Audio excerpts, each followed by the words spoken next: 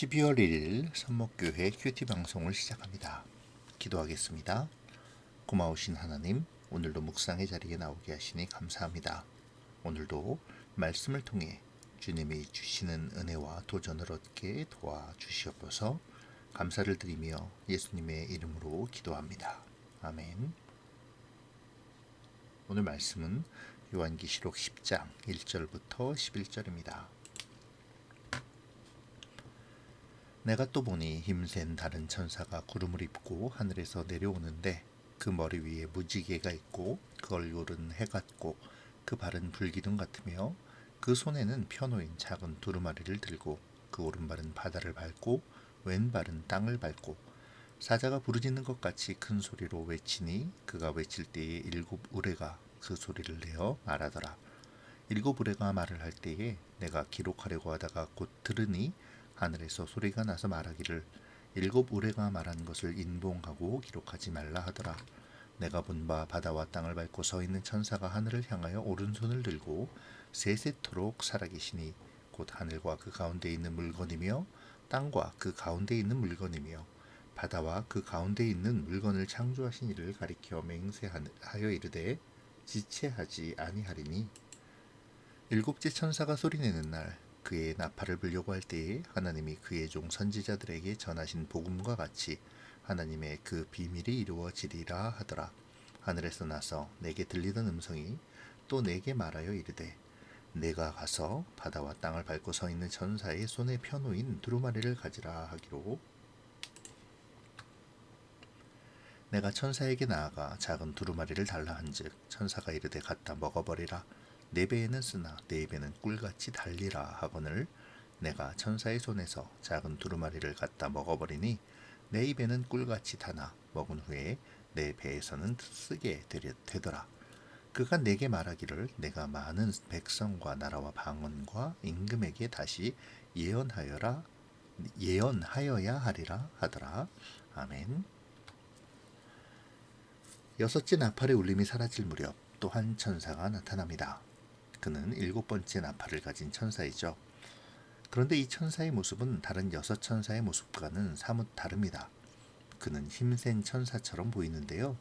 구름을 입고 하늘에서 내려오며 머리 위에는 무지개가 있고 얼굴은 태양 같으며 발은 불기둥과도 같은 모습입니다. 그는 손에 마치 오장에서 보좌에 앉은 이가 가지셨던 봉인된 두루마리를 떠올리게 하는 작은 두루마리를 가지고 한쪽 발은 바다를 또 한쪽 발은 땅을 밟고 있습니다. 이러한 그에 대한 묘사는 마치 보좌에 계신 이를 떠올리게 하죠. 또한 다시 오실 그리스도의 모습도 생각나게 합니다. 그의 머리 위에 있는 무지개는 홍수 심판 이후 심판에 대한 약속을, 구름을 입었다는 표현과 불기둥 같은 발의 모습은 광야에서 당신의 백성을 구름 기둥과 불기둥으로 이끄심을 떠올리게 하죠. 하지만 요한은 이 천사를 누구라고 명확하게 선언하지 않습니다. 이 천사 역시 하나님의 권세를 다 가지고 있지만 자신을 하나님이라고 주장하지도 않죠. 아마도 이 천사는 하나님의 구속적인 메시지를 대신하는 존재로서 하나님의 모습을 반영하고 있는 것으로 보입니다. 그 천사가 바다와 땅을 밟고 큰 소리로 외칩니다. 그리고 일곱 우레가 여기에 화답하죠. 이 일곱 우레의 소리는 문맥상 일곱 인, 일곱 나팔, 일곱 대접과 마찬가지로 심판에 대한 외침이었으리라고 생각되어집니다. 하지만 하나님은 요한으로 하여금 이 소리를 기록하지 말라고 하시는데요. 그 이유는 사람들을 조종하여 자신을 경배하게 한 사탄에게 보다 완벽한 심판을 가하기 위함입니다. 이는 앞으로 나올 일곱 대접의 심판에서 확실하게 알 수 있죠. 또한 기록하지 말라는 말씀은 복음의 비밀과도 상관이 있습니다. 하나님께서는 요한에게 이 소리를 기록하지 말라고 하시므로 큰 소리로 선포된 하나님의 구원과 심판의 복음이 사람들이 깨닫지 못하는 비밀이 되게 하셨죠. 이는 하나님의 진리가 죄인으로 하여금 눈이 있어도 보지 못하고 귀가 있어도 듣지 못하는 자들이 되게 하는 특성이 있음을 말해주는 것입니다. 보다 정확하게 표현하자면 죄인들은 진리를 들을수록 그것을 거부하는 특성을 갖고 있다라는 것이죠. 7절의 말씀은 이 사실을 보다 더 명확하게 알려줍니다. 이 부분은 힘센 천사의 창조주 하나님을 향한 맹세의 내용이기도 한데요. 지체하지 아니하리니 일곱째 천사가 소리내는 날 그 나팔을 불게 될 때에 하나님의 비밀이 그 종 선지자들에게 전하신 복음과 같이 이루리라 라는 것입니다. 여기서 하나님의 비밀이란 하나님께서 이 세상을 운영하시는 모든 작정을 뜻하는 것이죠. 이 하나님의 작정은 사람들에게 감추어져 있습니다. 사도 바울의 표현에 따르면 그것은 이미 그리스도 안에서 이미 나타났지만 여전히 사람들은 깨닫지 못하고 있죠. 결국 역사의 종말, 곧 그리스도의 재림의 날, 크고 두려운 여호와의 날에 하나님의 비밀은 드러나게 될 것입니다. 하나님께서 그 종 선지자들에게 전하신 복음과 같이 말이죠. 또한 지체하지 않는다는 것은 늦어지지 않는다는 것을 말하는데요. 이 말은 하나님의 정하신 때에 반드시 진행될 것이다 라는 말입니다. 그러니까 종합하면 그리스도께서 다시 임하시는 날, 하나님의 최종적인 구원과 심판의 날이 반드시 임할 것이라는 것이죠. 하늘에서 음성이 요한에게 전해집니다. 바로 힘센 천사로부터 두루마리를 받아 가지라는 말씀이죠. 그러자 천사는 그 두루마리를 먹으라고 말합니다. 이 말씀은 에스겔서 3장 1절로 3절의 말씀과 매우 유사한데요. 에스겔서와 다른 점은 에스겔서의 기록에서는 그 말씀의 두루마리가 꿀처럼 단 것으로만 기록되어 있다는 것이죠. 그러나 오늘 본문에서 이 두루마리의 말씀은 입에는 꿀처럼 달지만 배에서는 쓴 것으로 묘사됩니다. 이 차이는 무엇일까요? 왜 오늘 본문에서는 이 쓰다라는 말이 추가되었을까요? 에스겔의 기록을 전후 맥락을 따져서 살펴보면 사실 오늘 본문과 다르지 않음을 발견할 수 있습니다. 에스겔에게 주어진 두루마리는 애가와 애곡과 재앙의 말이 안팎으로 기록된 것이었죠. 그럼에도 에스겔의 입에 꿀같이 달았습니다. 왜냐하면 하나님께서 공의를 세우시겠다는 약속이었기 때문이죠. 그러나 이 말씀을 삶에 적용하여 사람들에게 전하는 과정은 정말 고통스러웠습니다. 그래서 에스겔은 이 말씀 앞에서 두려워 떨며 7일을 지냈었죠. 오늘 요한의 상황도 이와 같은 것입니다. 말씀 앞에 두려워 떨며 7일을 지낸 에스겔의 시간들과 말씀을 삶에 적용하여 사람들에게 전하는 고통스러운 과정을 가리켜 하나님은 배에 쓰다라고 표현하신 것입니다. 말씀을 먹는다는 것은 즐거운 일이죠. 하루하루 하나님의 말씀을 깨닫고 알아가는 과정은 행복하고 복된 것입니다. 하지만 그 말씀을 내 삶 속에 적용하는 것은 매우 어려운 일이죠. 성도에게 기쁜 소식인 구원의 소식은 곧 믿지 않는 세상에게는 심판의 소식이기 때문에 세상은 소망을 갖고 살아가는 우리의 삶을 망가뜨리려 합니다. 때로는 핍박으로, 때로는 유혹으로 우리를 넘어뜨리려 하죠. 그렇기에 말씀대로의 삶은 절대로 녹록하지 않습니다. 배에 쓰다는 말씀은 바로 이것을 의미하는 것입니다. 마지막으로 주님은 요한에게 다시 예언할 것을 말씀하십니다. 이 다시의 예언은 7교회만이 아닌 많은 백성과 나라와 방언과 임금에게로의 사명이죠. 하나님께서는 요한을 통해 7째 나팔이 불리기 전에 이 입에는 달지만 배에는 쓴 복음의 진리를 이 세상에 전하라는 사명을 오늘 이 책을 읽는 모든 그리스도인에게 주시는 것입니다. 힘센 천사는 마치 그리스도의 모습과도 같았습니다. 하나님의 영광의 모습을 하고 그리스도의 권위를 드러내는 앞선 6천사와는 사뭇 다른 모습을 하고 있었죠.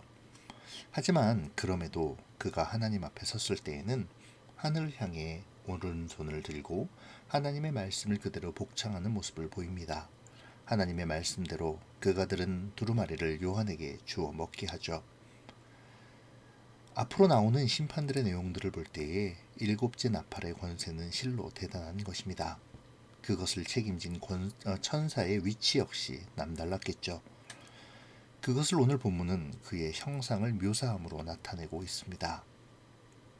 하지만 제 아무리 그리스도의 권위를 가졌다 하더라도, 하나님의 영광의 모습을 나타내고 있다 하더라도 그는 하나님의 사자에 불과함을 인정합니다. 하나님이 보내신 그 역할에 충실하고 있죠. 하나님 앞에 손을 들고 하나님의 말씀을 따라하며 하나님을 인정합니다. 겸손히 하나님의 일을 행하죠. 오늘 이 시간 우리를 묵상해 봅시다. 내가 하나님의 영광이 나를 통해 드러나기를 바라는 이유는 무엇입니까? 영광이 나를 통해 나타남으로 하나님의 역사가 이루어지기를 바라십니까? 정말 그러하십니까? 그렇게 하나님께서 나에게 맡기신 사명을 감당하기 위함입니까? 혹시 나를 드러내며 돋보이기 위해서는 아닌지요? 가장 강력한 천사도, 하나님의 영광을 덧입고 그리스도의 권위를 가진 천사도 하나님 앞에 손을 들고 하나님의 피조물임을 인정하기를 주저하지 않았습니다. 겸손히 하나님의 말씀에 순종하며 하나님의 도구로서 큰 일을 행하였죠. 그렇다면 나도 그래야 하지 않을까요? 겸손히 하나님 앞에서 나의 위치를 알고 잠잠히 엎드려 손을 들고 주님의 말씀에 귀를 기울이는 삶을 살아야 하지 않을까요? 오늘 우리의 하나님 앞에서의 삶을 잠잠히 묵상해 봅시다. 영광만을 바라는 삶인지, 아니면 주님 앞에 겸손히 주의 뜻을 구하는 삶인지. 천사의 사자와 같은 외침에 일곱 우레가 응답하자 하나님은 요한으로 하여금 그것을 기록하지 말 것을 지시하셨습니다. 일곱 우레는 앞으로 일어날 하나님의 일을 알리는 소리로 생각되어지는데요. 그것을 기록하지 말고 봉인하라고 명령하신 것입니다. 봉인된 우레의 소리, 곧 하나님의 비밀은 언젠가 하나님의 때에 반드시 이루어질 것입니다. 일곱 대접의 재앙을 통해서 말이죠. 건강한 믿음은 하나님의 때에 이루어질 것을 믿고 기다리는 믿음입니다. 어떤 사람들은 이 때를 기다리지 못해 세상과 타협하거나 아니면 하나님의 때를 안다고 미혹하는 영에 휘둘려 신앙의 길이 아닌 다른 길을 찾아서 떠나가죠. 주님은 모든 비밀을 그리스도 안에서 그리고 당신의 종들을 통해 계시로 주셨지만 그 시기만큼은 봉인해 두셨습니다. 예수님 역시 때와 시기는 아버지께서 자기의 권한에 두셨으니 너희가 알 바가 아니라고 분명하게 선언하셨죠. 그러므로 우리가 할 일은 하나님의 때를 기다리며 우리 자신을 준비해 가는 것입니다. 무슨 일에 있어서든 말이죠. 나는 하나님의 이루심을 어떻게 생각하고 있습니까? 그리고 그 이루심의 때를 언제라고 생각하는지요? 혹시 나의 시간과 나의 생각 속에 한정시켜 놓고 간구하며 불안해하지는 않습니까? 때로 하나님은 우레와 같은 소리도 봉인하시는 분이심을 기억하며 나를 향한 하나님의 때와 이루심의 일을 묵상해 보시기를 바랍니다. 일곱 나팔의 이야기를 배경으로 주시는 메시지는 예수로 구원받고 하나님의 뜻을 배운 자들의 사명이 무엇인가 하는 것입니다. 일곱 나팔에 불리기 전에 우리가 해야 할 사명은 꿀과 같이 단 말씀을 배우고 쓰디쓴 삶 속의 적용이지만 그 적용의 삶을 살아야 한다는 것이죠. 그렇게 함으로 하나님의 마지막 심판의 나팔이 울리기 전에 세상의 그리스도의 사랑과 구원의 은혜를, 그 복음의 비밀을 전해야 한다는 것입니다. 세상의 역사는 하나님의 손에 붙들려 있음을 우리는 지난 묵상들을 통해서 보았었죠. 하나님의 인치심을 받지 않는 사람들은, 하나님을 거역하는 자들은 결국 하나님의 심판을 피할 수 없습니다. 우리는 이들에게 보냄을 받아 진리를 전하는 사람들이죠. 요한처럼 그 사명을 받은 사람들입니다. 이 사명을 위해 우리는 꿀처럼 단 말씀을 먹어야 하고 쓰디쓴 적용의 삶을 살아야 합니다. 오늘 묵상을 통해 입에는 달고 배에는 쓴 매일의 말씀의 묵상과 적용의 삶이 되시기를 바랍니다. 그와 같은 삶을 통해 하나님은 하나님의 일을 이루어 가시며 우리로 하나님의 영광의 옷을 덧입혀 주실 것입니다. 오늘도 말씀을 붙잡고 승리하시는 하루가 되시기를 축복합니다. 기도하겠습니다. 좋으신 하나님 감사합니다. 매일의 삶을 말씀으로 채우며 살게 하심을 감사합니다. 주님, 우리는 얼마나 주의 말씀을 꿀처럼 달다고 여기며 매일의 묵상의 시간을 가지는지요. 의무감에 혹은 복을 받기 위한 수단으로 매일의 말씀의 묵상과 기도의 삶을 살고 있는 것은 아닌지, 꿀처럼 단 것만을 생각하며 배에는 쓴 적용과 순종의 삶을 거부하고 있지는 않는지 우리를 다시 돌아보게 하여 주시옵소서. 말씀이 너무도 달아서 매일의 묵상을 사모하게 하시고 말씀대로의 삶이 녹록지 않더라도 순종의 삶으로 주의 영광을 나타내는 우리가 되기를 원합니다. 나의 욕심을, 나의 시간을 주님께 강요하는 것이 아닌 주의 때를 기다리며 기도하는 매일의 삶이 되기를 소원하며 예수님의 이름으로 기도합니다.